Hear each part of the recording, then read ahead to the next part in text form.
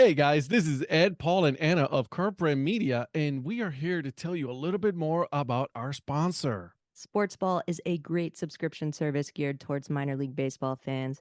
Each box features a different minor league team. You get a box every 3 months with minor league baseball gear, including different styles of hats like Ed's favorite, the dad hat. The cost is less than $12 a month. Proceeds from each box goes to More Than Baseball, the only nonprofit dedicated to the well-being of minor league baseball players. We all know that Parents' Days are coming up this summer, so if you've got a mom or a dad or a grandma or a grandpa who are particularly difficult to buy for, but you know they're baseball fans, this is the answer, guys. Meet your new favorite team at sportsballbox.com. Is there anybody there?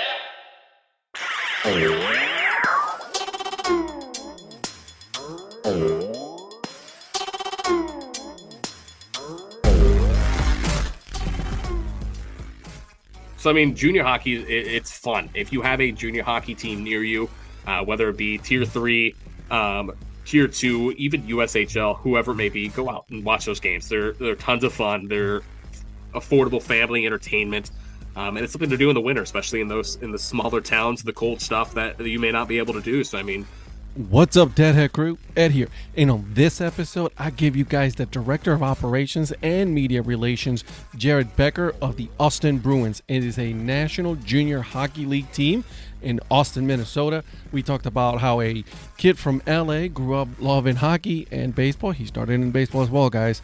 Always got to bring it to baseball. Anyways, we talked about his upbringing, how he is now running that side of the business of hockey, and what some of the things that are going on within the hockey team. Some cool jerseys coming. All right, guys. So without further ado, I'll give you the episode. All right. Well, I want to welcome you guys to yet another episode of the Data Chronicles. My name is Ed, and with me today, guys, I have Jared Becker, you are my friend, Director of Operations and Media Relations for Austin Bruins, play-by-play also, right? Yep. And as well as another team, correct? yes, our affiliate program, the Rochester Grizzlies of the North American 3 Hockey League. Perfect. Awesome. And then the Austin Bruins are part of the North American Hockey League, correct? That is correct, and that's a Tier 2 junior program sanctioned by USA Hockey. Gotcha. So we were talking offline, and I wanted to make sure that I was correct in this, in part, right? Because you're going to explain it to me. But this is more of a when I compare it to baseball, this is more along the lines of a collegiate wood bat league. More or less, yes. That's kind of the best way to explain it for those who aren't familiar with what junior hockey is. Mm-hmm. So junior hockey, to be example for you for what it is, these are all kids who are coming out of high school, or even those kids who are finishing up their senior year of high school, because we do have some kids who go and do online school for their final year, who are vying for an NCAA scholarship. So It's average age of these kids are 17 to 20.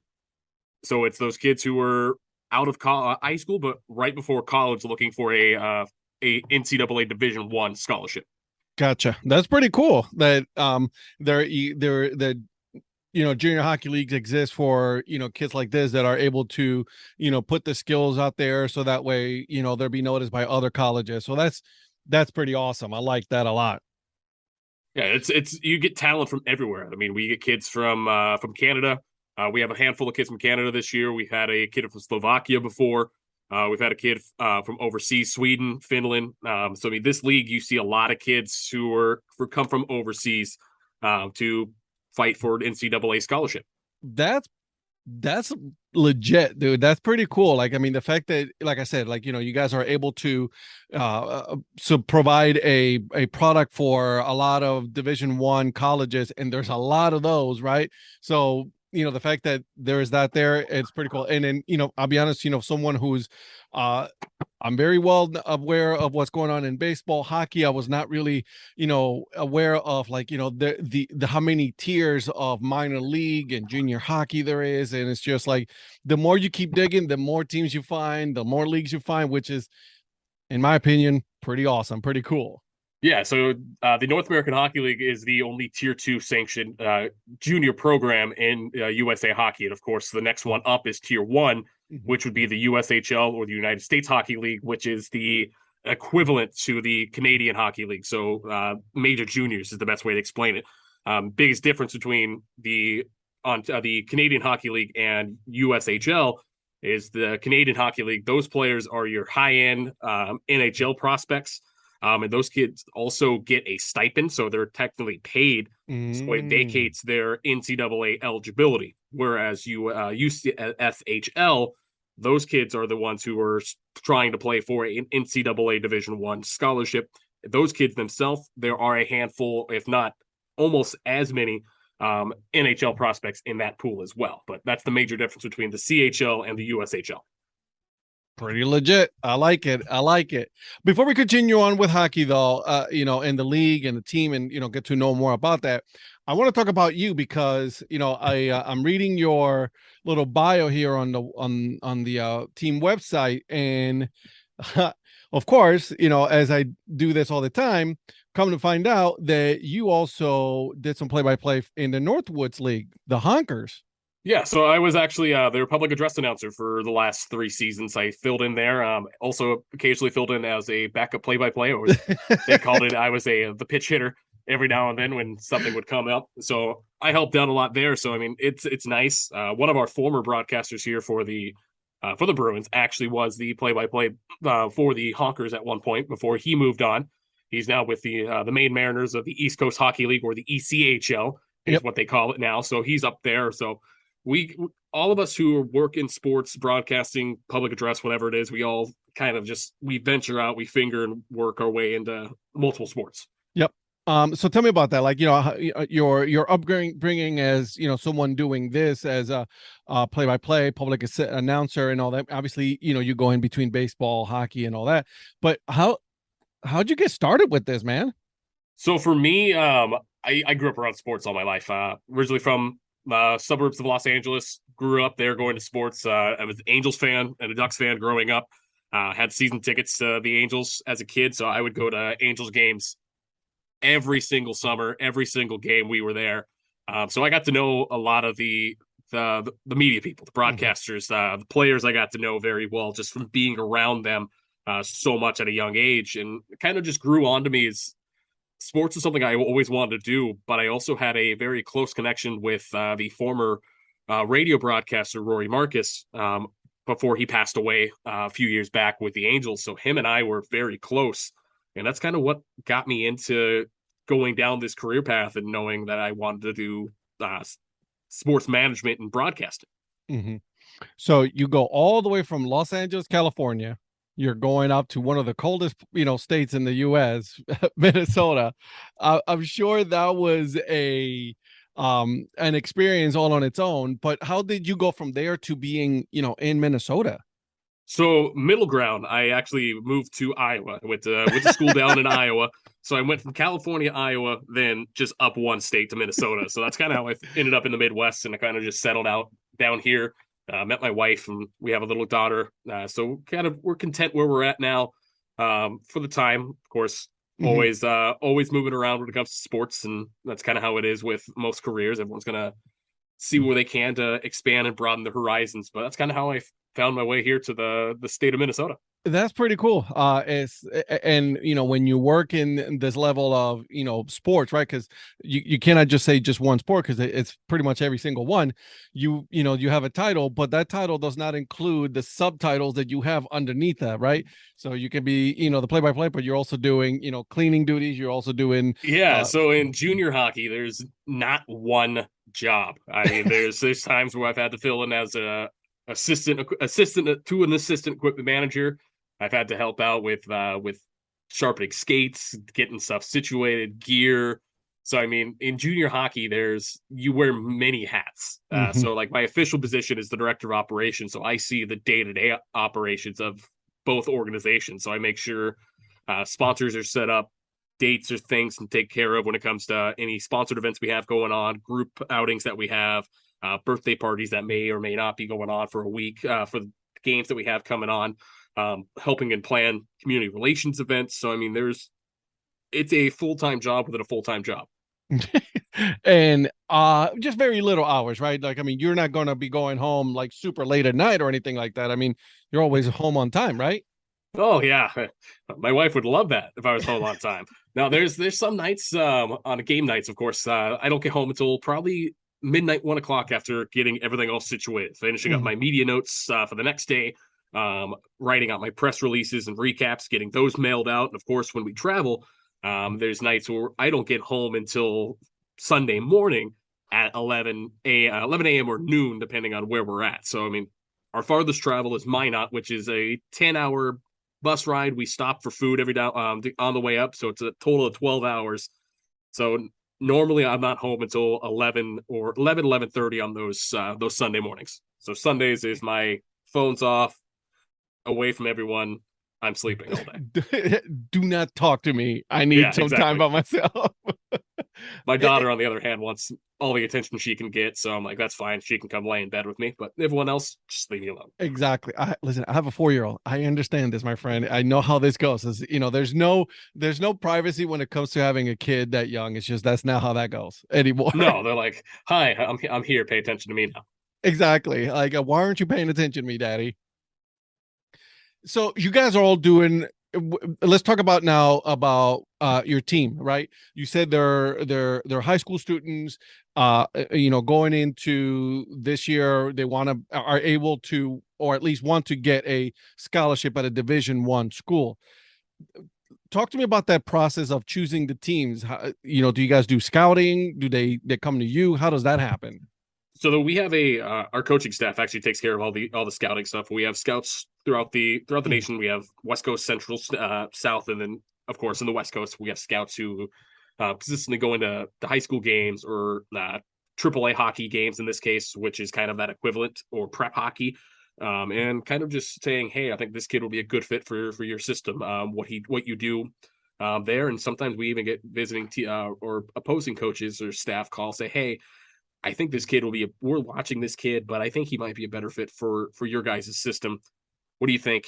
Here's his stuff. Mhm. He might be someone that is a good piece for your puzzle. So I mean, it's kind of like professional hockey, professionals baseball and hockey. Those scouts who are watching you all times. I mean, we see NHL scouts coming in here to watch some potential kids who might be on the watch list down the line, and we see NCAA Division 1 coaches and Division 3 coaches who come in and ask us about this a player, like, hey, how is he not just on the ice, but how is he off the ice in the community with the fans, with staff, with the rink staff, with his teammates, because that is also taken into effect, and a lot of people don't realize how much that actually plays a factor in if or not a player gets offered a scholarship. If he's a great player, by all means, yes, but if he's not all the way there in 2 of the 3 categories, he may not be a good fit.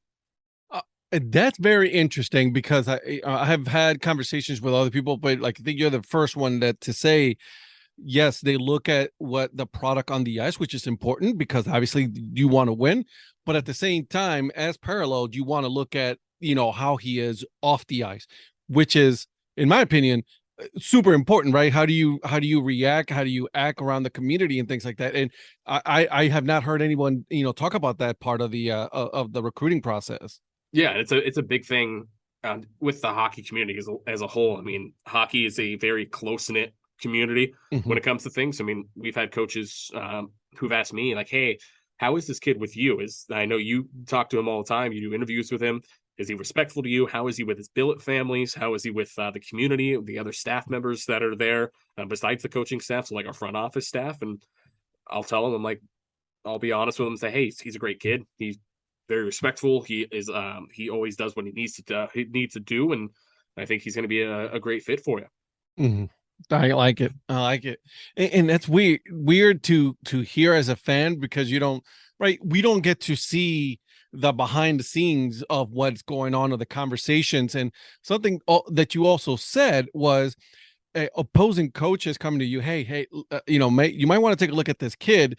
He's not a good fit for us right now, but maybe a good fit for you. And I don't see that happening in other sports. Like you said, it's like, you guys are very close in community. And I don't think I've ever heard that either. Like, say, hey, take a look at this player for you. Yeah, and that happens more times than not here. We've had a couple of kids who joined the last few years who were being looked at by other teams in the league or even division rivals. So like, hey, we think he might actually be a better fit for your guys' program with everything you do to help develop. So kind of how it works out, where we see kids from our opponents who they find their way over to us. That's cool. And something that you also said is the host families. You guys call them billet families. That is correct. It's a billet family. Okay, so pretty much the same thing. They're hosting your kid for the duration of the season. Yep. So for the North American Hockey League season, if the team goes all the way to playoffs, all the way through, it's one of the longest sports seasons in general. It's 9 months. So we start in August for preseason. Regular season ends in April. Postseason ends the last week of May. So it is a very long 9-month season if they go all the way. Yowza. So the kids the billet families who open up their homes for these players, a lot of them are first-time players away from home. They're 17, 18 years old, but they treat them just like they're family members, like they're their own flesh and blood, their own kid. They have family meals together. They spend time together. Days they have off, or if there's anything planned or we don't have anything planned as a team, they go and spend time with their billet families or the teammates, and they go out and do stuff together. Interesting. I've never really thought about the season being that long for a kid that young and to be away from home for that amount of period of time. Yeah, so I mean, normally for a season you get 2 weeks off, depending on how it goes. I mean, you get a full week at Christmas, so the players go home, then they report back the day after Christmas, so the 26th normally. So I mean, it's a quick turnaround for them. I mean, last week we had an off week, the October 7th and 8th. So a couple of players went back home for that week and spent some time for the weekend. And now it's, of course, they're back here. So I mean, it's a long time away from your family and friends, but you make the most of it here with the billet family and your teammates, and then of course the community. That's cool. So let's talk a little bit about this, the league overall. Also, obviously there's a large number of teams there. And what is the average size of for one of the hockey teams? Like, how many players do you guys usually carry throughout the season? So when it comes to roster free, so that is normally in February, you have to have your roster down to 25. Okay. You can only have 23 players or 21 players on the bench during a game. So you have your normal players, then your goalies. But when it comes to roster frees and your X amount of players you're allowed to have, you have a hard hit come February where you have to have this many players for the year. Mm-hmm. And then that's your players for the rest of the year. You can't make trades, you can't add, you can't drop, but there are exceptions with affiliate players. Those are players who have X amount of games they're allowed to play without it affecting their their high school or junior eligibility. Okay. So that's where the affiliate teams come into play, like our tier 3 team, which is the Rochester Grizzlies. So they in that case, if someone is getting very close to meeting those hours, then someone from your affiliate team will backfill that spot. Yep. So if we have a player who gets hurt or whatever it may be, that's where an affiliate player can help fill in and come in and play for a couple of games or whatever it may be. Or come the end of the season, playoff spots are clinched or whatever it may be. The end of the season's coming to a close. We'll see a lot more affiliate players coming in and getting some playing time to get experience for the North American Hockey League and kind of get a look ahead to the following year for the NAHL drafts. So they may or may not stay with our team, or they may get drafted to another North American Hockey League team. So it's kind of just an experience for them to get ready for the next level. And you definitely want to make sure that you're putting your best foot out there during that time period. When you're up there, you got to play, because if not, I mean, you're back down to tier 3 and, I keep going. Yep. And that's the thing. A lot of these kids that we see are former tier 3 players that come up. I mean, the North American Hockey League and the North American 3 Hockey League work hand in hand and kind of getting that affiliation to move people up to the next level. I mean, they market it as the ladder of development for the league. You see those guys moving from tier 3 up to NCAA, up to the next level to play D1 hockey, and then from D1 hockey to professionals, not just for players, but for staff alike too. So, I mean, we see coaches who move up to NCAA levels. There's been broadcasters who've moved up to the college level or even the professional level. I mean, we've had a couple here for the Bruins who've moved on. TJ Shalott, who's a good friend of mine, is now with the Charlotte Checkers of the AHL. Yep. Mike Keeley is with the Maine Mariners of the ECHL, which is the ECHL affiliate to the Boston Bruins. And then, of course, a couple of other guys are up in the professional ranks as well. So, I mean, you see a lot of movement, not just for players, but for staff and coaching staff. Which is how it goes, right? Like, I mean, you're developing in that arena.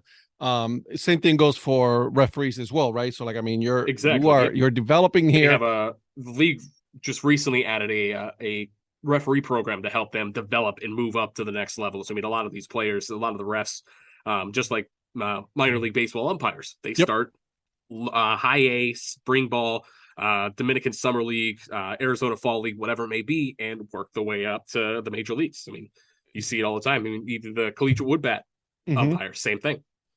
It's just they're working your way. You gotta keep working on your craft, right? Like, I mean, that's just how that goes. Like, I mean, the more practice you get, the better you get, the more opportunities you get to be seen and to be noticed by other leagues and other teams and things like that. So that's pretty cool. Exactly. So you said the league 9 months if you make it to the playoffs and all that. So once, let's say the league the season regular season ends, does the playoff team gets expanded or retracted, and when it comes to the amount of players that you get, or it's just that's so you're able to add a couple extras for playoffs. You're able to add up a little bit more to your playoff roster when it comes to that. Just like baseball, you're able to add to your playoff roster. Okay, cool. That's awesome. I love it. Love it. That's pretty cool. Austin, that's pretty high up there. Bruins. Tell me about a little bit about the team as a whole. Katie, what do you guys stand for and things like that? Because, to me, like I said, I'm not really well aware of junior hockey, and I like the fact that that I look at it as small town areas like baseball. Like, you have a lot of small teams. Same thing with hockey. I'm sure the connection with community and team is super important as well. Yeah. So, I mean, one of the biggest things in Austin is actually what we're known for. We have a Fortune 500 company here. We have Hormel. Yeah. So Hormel is the big staple here to the city of Austin. They employ millions, thousands, hundreds of people here. Of course, it's marketed as Spamtown, USA. It's on the sign as you come into Austin. We have the Spam Museum here in town. And of course, the one and only Spam is produced and made here in the city of Austin. So, I mean, not often you have a Fortune 500 company in a town of 25,000 people. So, I mean, it's a small town, but I mean, there's a big business here that helps support it. I mean, and they are a proud supporter and a proud sponsor of us. And they help support this program, and they have for the last 13 years this team's been around. That's first of all, I'm a fan of Spam. I am not ashamed to say it. A lot of people think is whatever, but I am a huge fan of Spam, and I love the fact that there's one of those teams out there. Now, let me ask you this. Can you guys do one of those nights where you guys are known as the Austin Spams? Because that'll be awesome. So that actually there is a conversation that we've made a joke about with like the City Connect jerseys that baseball's doing and football's doing. One of our rivals, the Minot Minotauros, they market themselves as it's the Magic City up in Minot, because of course up in Minot the oil field boomed. The reason why it's called the Magic City is because overnight that town literally just exploded and became a town. So they market themselves as the Magic City. They had special Magic City jerseys they had made. We were kind of joking about doing a special city jersey for Spam. Don't know if it'll ever happen, but it would be cool to see if that were to happen. But we do actually have a special warm-up jersey that we wear all of our home games that Hormel sponsors every year. So years past, when Hormel owned Muscle Milk, we had Muscle Milk warm-up jerseys. Natural Choice, which was one of their things that they marketed a few years back. We had those. And then this year and last year, Hormel Black Label Bacon is the marketing push that they're doing. So we have Hormel Black Label Bacon jerseys that we wear during warmups, both home and away. That's amazing. I love that. I can actually grab one. There's one on the rack behind me. I can show you here in a second. Yes. And show you what it looks like. It's a pretty cool jersey. Let me grab it for you. Oh my God.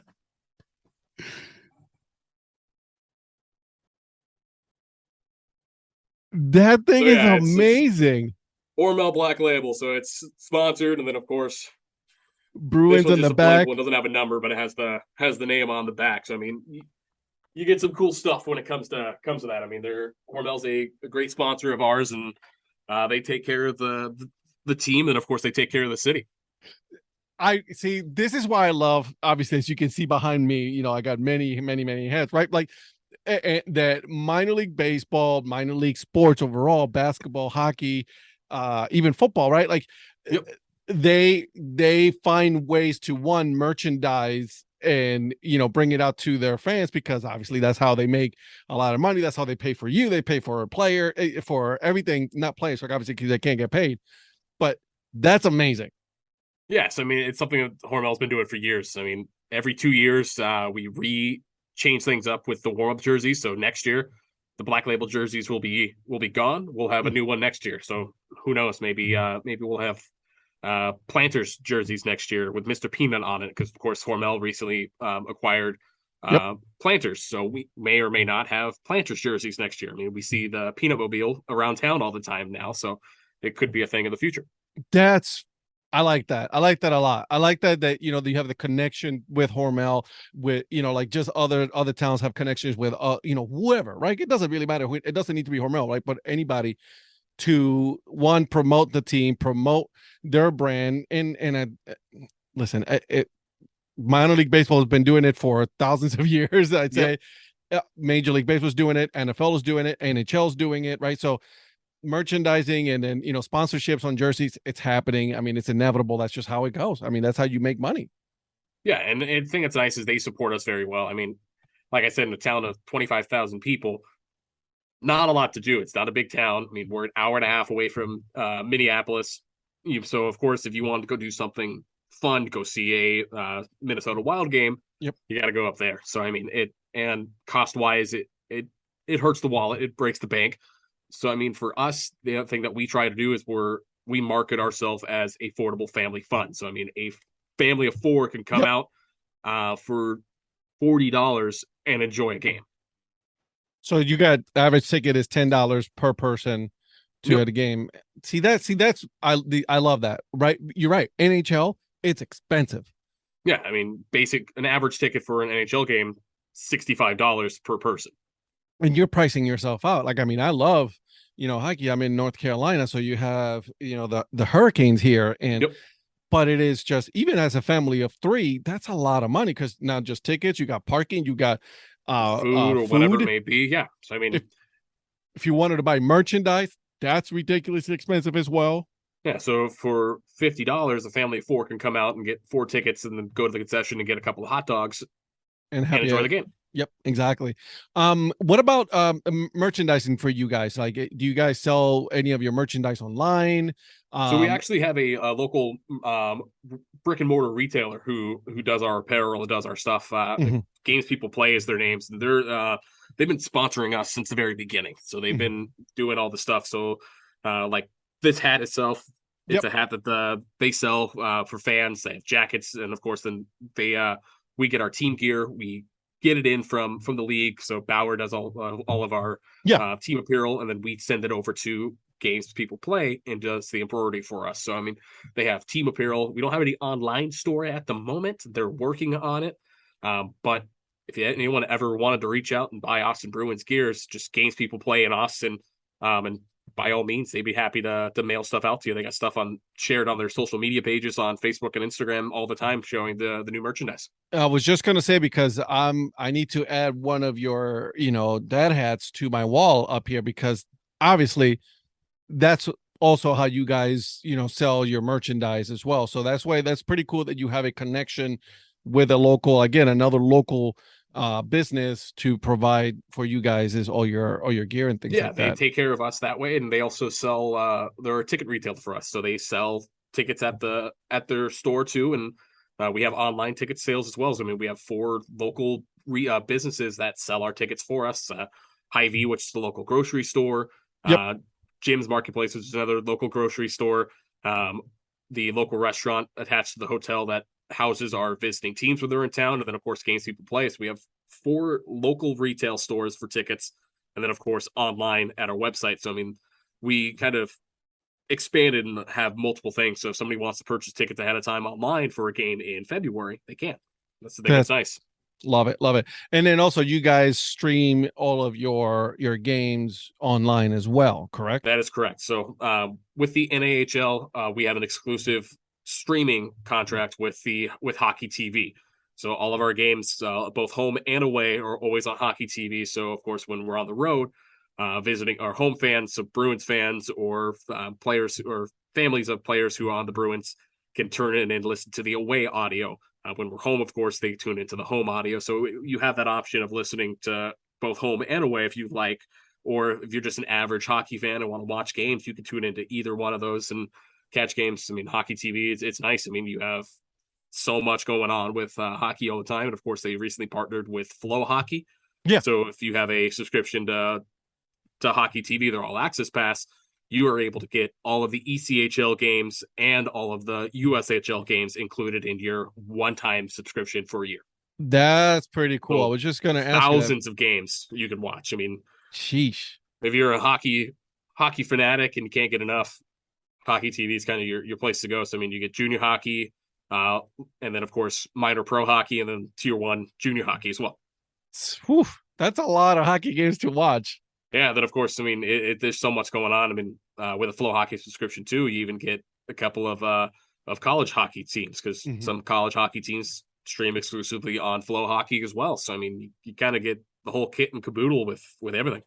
I was just gonna, that's what something I was thinking about. Everybody, every league and everything has their own streaming service now where if you want to, and this is why I like that this model though, is because you have multiple leagues that you're able to watch for a one-time fee. It's not just, all right, MLB, I gotta get this one. The Northwoods League has recently did with ESPN Plus. They used to just have the Northwoods League, which 2 years ago they made, or last year, or 2 years ago now, actually, they made it the free model where you could just watch it. You didn't have to pay for it anymore. And then ESPN got the rights to the Northwoods League. So now if you have an ESPN Plus subscription, you get Northwoods League baseball in the summer, which is nice because then you get to watch collegiate wood bat and you get to see some prospects who you may or may not have ever seen until they get drafted. Right. And it's like that. It's like, with baseball and hockey, it's like, they get drafted and you may not see them for a couple of years in your pro team. So this is a great way to know up and coming players that they're going to be good, that you're going to be able to see eventually in a couple of years down the road with a pro. So like with the USHL, those kids who were drafted last season or 2 years ago who were claimed by an NHL team, but they're finishing up in junior hockey, going to go play 1 or 2 years of college hockey to develop themselves more, grow a little bit more in size or whatever it may be. And then next thing you know, 2 years or the following year, they might be on the NHL opening day roster. That's pretty cool. That's pretty cool. I got one more question here about the team. And are you guys affiliated with any pro team or anything like that? Is the league affiliated with any pro team, or is that just you guys are just independent and you guys do your own thing no matter what?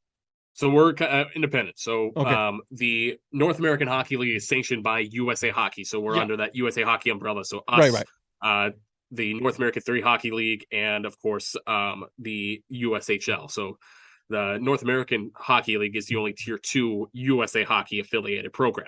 Of course, there are other programs in junior hockey around that aren't affiliated with USA Hockey, but they're around as well. So like the USPHL, the USPHL Premier, and so on and so forth. The East Coast, the Eastern Hockey League, the EHL. So I mean, there's so many different options available. Same with up in Canada. There's tier 2 Canada leagues. So like the Alberta Junior Hockey League, the British Columbia Hockey League. So I mean, there's so much. I mean, you go on for days with naming the leagues, but no affiliations with pro teams. But we do have connections, of course, sometimes with former coaches who are former pro players, or have connections with other people. Their kids that may or may not have played here. So like for us last year, he's playing up at RPI now. But Sutter Mazzotti, his dad, is Jason Mazzotti, the former goaltender for Hartford. And, of course, he's also the goalie coach for the Carolina Hurricane. So we have a connection of that aspect. And every now and then, last year and a few years though, he would come in, and when he was in town to see his son, he would work with our goalies. That's cool. I like that. It gives, giving back to the league and things like that. That's pretty cool. Yeah. So, I mean, you see those connections all the time. And of course, we see NHL scouts coming in fairly regularly. If there's a player that they're watching, they'll come in. I mean, at the end of the night, when we go through our scout list, we see NHL scouts who come in. Some we see fairly regular, where they become normal faces that we see all the time, and some of them are new faces. But we see people coming in all the time to watch college scouts, or even, like I said, National Hockey League scouts who may have a kid on the radar that they wanna watch. Cool. Love that. Love that. So tell me, give me a rundown and day in the life of a director of operations and media relations. So, little varies. So when we're home, I have a home game that week. So like this week, we have a home game. We have Friday, Saturday against the Aberdeen Wings. So like this morning, I was out delivering tickets, dropping those off at our ticket retailers to get all set up for the weekend. Finalizing with any birthday parties or group outings that we have. So this weekend, of course, we have a birthday party and a group event on Friday night. We have a big youth hockey event going on Saturday night. So I mean, there's a lot going on that I have a checklist of things I do throughout the week. I got to get my media notes ready. I got to get the program ads ready, because those are digital, which is nice. So it's quick drag, drop, reset, good to go. Get the scoreboard ready for the weekend, get the rotator ready for the weekend. So I have a checklist of things I do throughout the week. So when it comes Friday, I don't have a lot to do except for make sure certain things are ready to go. Right. That's a lot of work though, man. I mean, yeah, it's early in the morning. It's a long day. But I'm sure, like, a lot of people that I've spoken to is like, you wouldn't be doing this if you didn't love, what you're doing. Yeah. That's the thing. It's what I want to do. It's in the field where I went to for my degree. So of course, graduated with a degree in communications. My emphasis in digital media, so broadcasting. It's kind of that emphasis. But then I'm using a lot more of my minor than I am of my actual degree most of the time, which is sports management. Of course, that's where the director of operations kind of steps in. So I'm using both degrees, but I'm using one a little bit more than the others at times, because broadcasting, I'm only doing it for 3 hours a night on Fridays and Saturdays.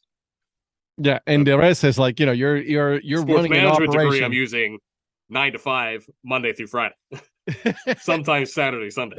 Exactly. And you're running an operation. You got to deal with players and all of this other stuff at the same time, which is, I'm sure. I think that's nice is I don't deal with a lot of the hockey operations side of things. That's where our head coach and general manager and president of hockey operations comes in. So he takes care of a lot of that aspect.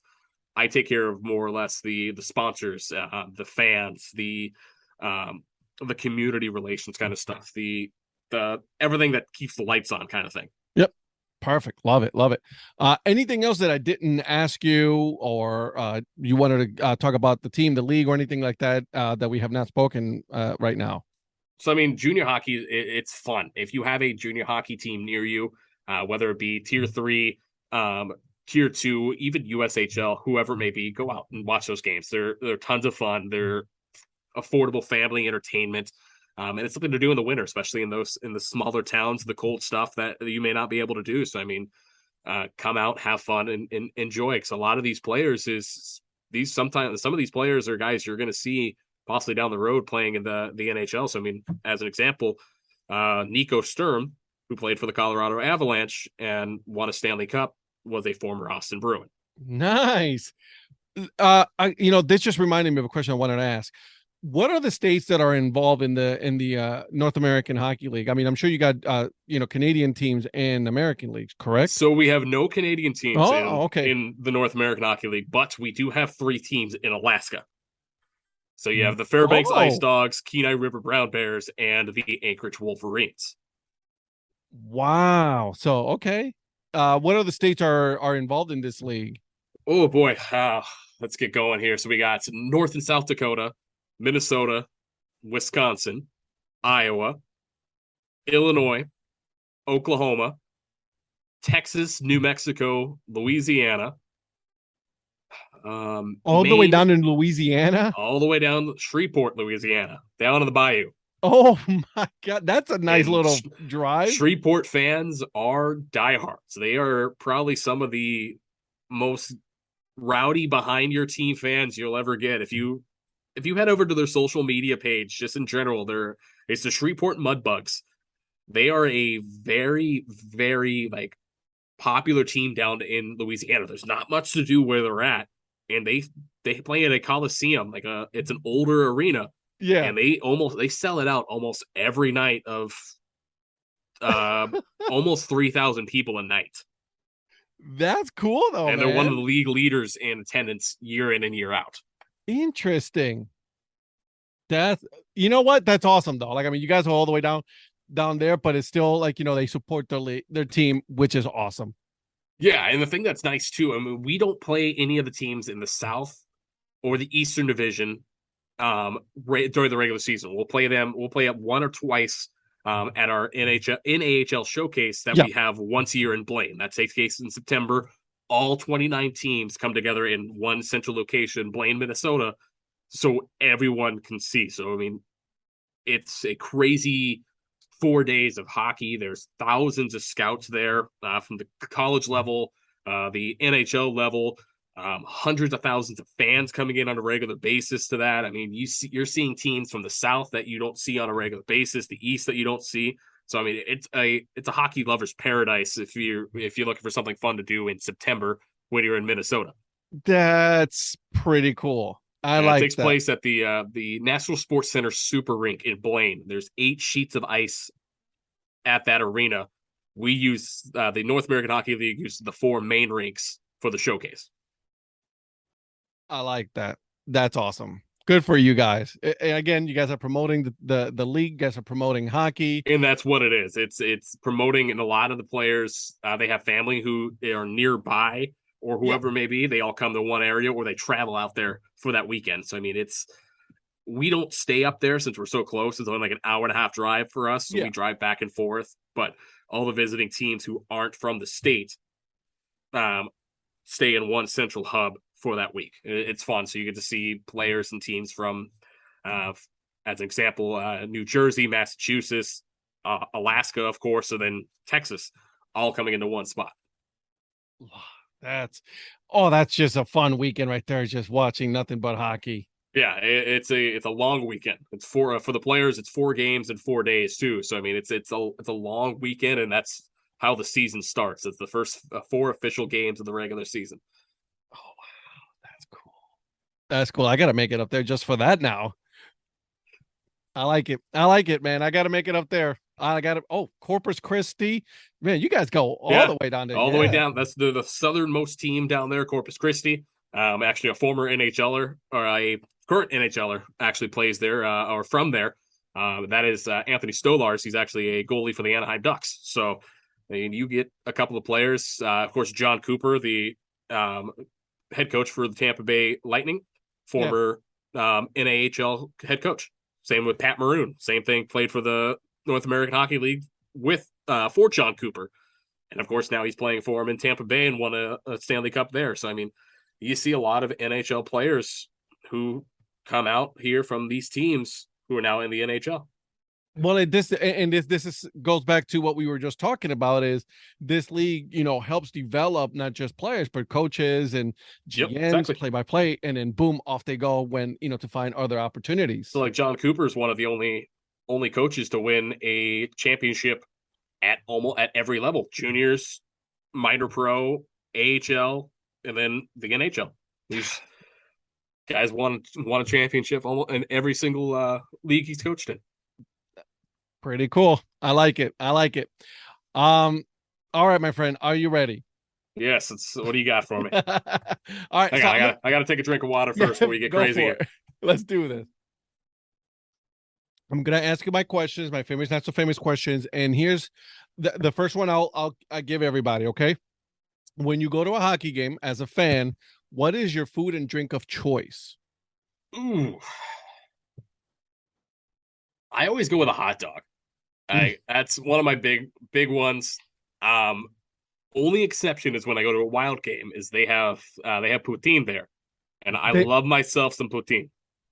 Really? They have it Yes. there? They sell some poutine there, and it's really good. Okay. One of I'm my with it there. favorites. I'm And with then it there. drink, of course. I normally do a water, but if there's a nice draft beer, Mhm. I'll get a nice draft drink. Gotcha. Oh, love it. Love it. Okay. What animal do you think is the biggest party animal? Ooh, jeez. Say monkey, chimpanzee to be exact. I'm with you there. I'm with you there. I'm with you there. Okay. If you could be in any movie, what movie would it be? Any movie, like genre movie or just Any kind of movie? movie. A movie. A movie. Hmm. I'd say probably comedy. Some See, It's for a me, con- I would pick Indiana Jones. I would love to be in it. Like, I would have loved to be in an Indiana Jones. not a bad choice. Not a bad choice. Yeah, I can't really think of one specific movie I would want to be in. Sounds good. Fair enough. Okay. Worst song ever. Oh, worst song ever. Oh, okay. Do you just want one, or do you want like a list? I can give you like 15, and they're all from TikTok. Because I'm tired of my wife playing them all the time. Oh my God, that's so true. I tried to, do some TikTok in there, did one, and I was out. I couldn't do it. I'm out. And this funny thing is, TikTok always goes viral with the worst songs ever. Yes. Like the Weezer song "Teenage Dirtbag" was horrible when it came out, and it's still horrible now. And it hasn't changed. Hasn't Just so you changed. 20 years later, it's still horrible. It's true story. All right. If you could be a fictional character, any fictional character, who would it be? Fictional character. I would probably have, since I'm a Lord of the Rings nerd. I'd probably have to go with Legolas. With who? Legolas Okay. from Lord of the Rings. Have you watched the new series? I have not yet. Oh, I'm on episode 5 right now. Yes. I'll You should probably watch. We have long road trips coming up here, so I got 8-hour and 10-hour bus rides to watch stuff. I've been waiting to watch the shows I've been watching. I've been Yeah, watching right. The Boys recently, and I'm on season Oh. 3 of The Boys. So I'll probably be watching that on the bus ride here That's in a the next good couple one. weeks. Yeah. It's a good series. I really like that series. Yeah, and the Lord of the Rings, like they're like over an hour long, so you'll have some good content there to watch. Perfect. All right. You're a father, you have a Yep. daughter. What Disney princess would make the best spy? Obviously, Mulan. Right. That Nope. one's a given. Right. See, but not a lot of people have said that. They give Really? they gave me Ariel. Obviously, she can go land in water.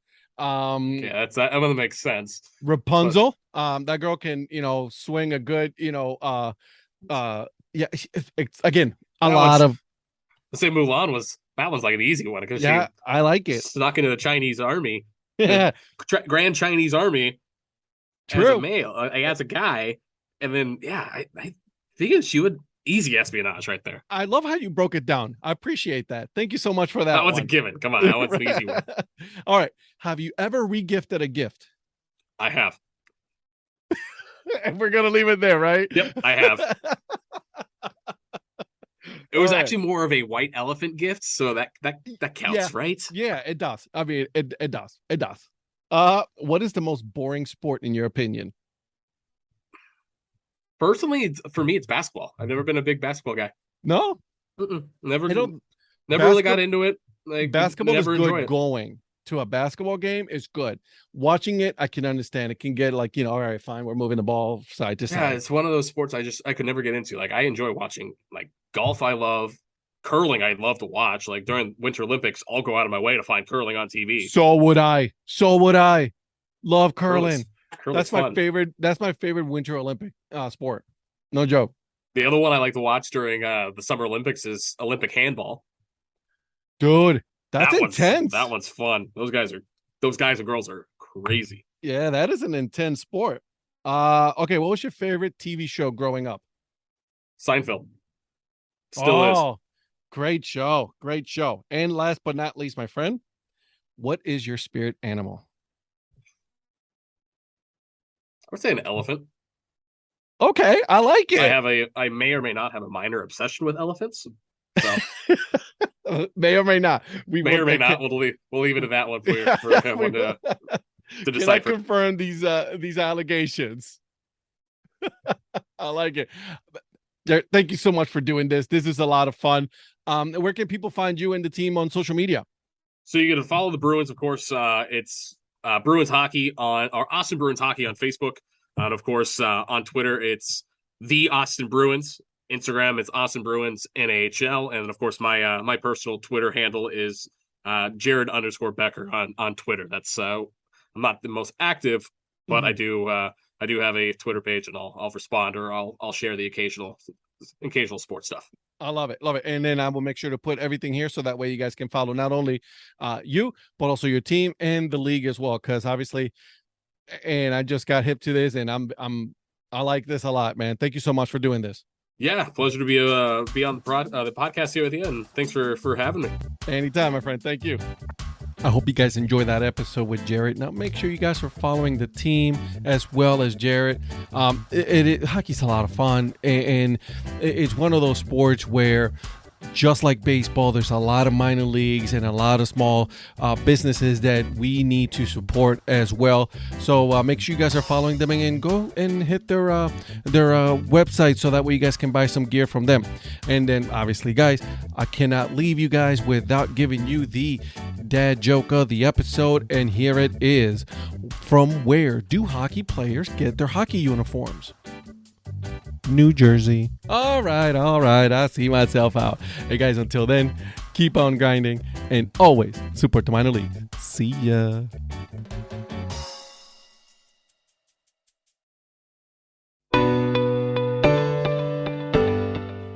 This podcast is part of the Curved Brim Media Network. Here are some of the other members of Curved Brim Media. Hi, this is Ed Rivera of the Dad Hat Chronicles.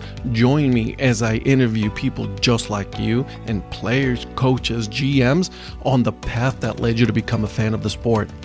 I'm Paul Caputo, and on the Baseball by Design podcast, I talk to minor league baseball teams, designers, and other super interesting people about what these minor league baseball logos mean. And I talk a little bit about ice cream helmets. What's up, Bucketheads? I'm Anna DiTomaso, and each week on the Baseball Bucket List podcast, I speak with a different fan about their favorite baseball memories, what the game means to them, and what's left to check off on their baseball bucket list. Hey guys, this is Patrick Larson from the Minor League Baseball Hat History Series, and in every episode I go through the history of minor league teams through my personal collection of hats. You can find me on Twitter at @PatLarson1. I hope you guys enjoy.